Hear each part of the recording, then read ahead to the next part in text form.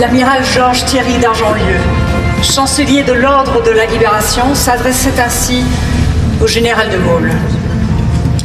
Si les individus sont destinés à disparaître, les collectivités compagnons continueront à témoigner dans l'avenir de ce qu'a été l'Ordre de la Libération.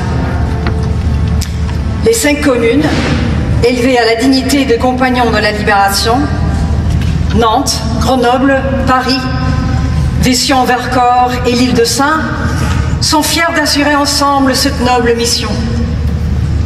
Représentant la France dans sa diversité et son unité, elles sont liées par l'héritage exceptionnel de l'Ordre, que résume la devise gravée sur la croix de la Libération.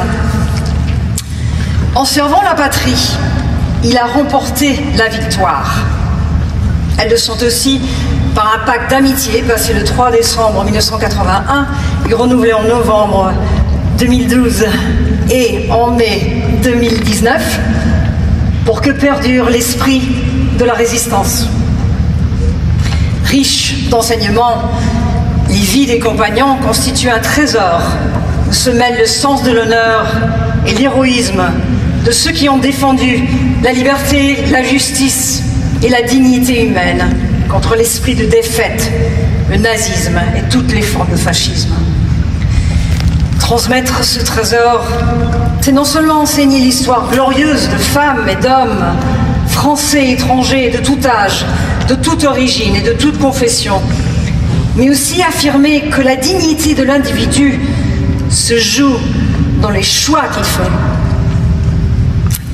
Avant de disparaître, le 12 octobre 2021, le dernier compagnon, Hubert Germain, nous a enjoint de conserver rougeoyantes les braises ardentes de la résistance afin que les jeunes Français viennent y recevoir la flamme première, celle de l'amour de la France et du service de la patrie. Les communes compagnons de la Libération respecteront ce vœu.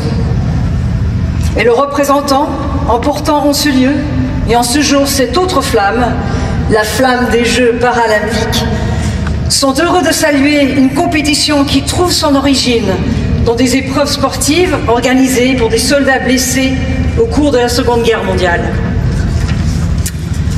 Dans notre monde si fragile et si désorienté, les communes compagnons, avec les unités militaires compagnons, avec le délégué national, resteront fidèles aux valeurs de ceux qui répondirent à l'appel du général de Gaulle. Ces valeurs sont pour toujours celles de la devise républicaine, la liberté, l'égalité et la fraternité.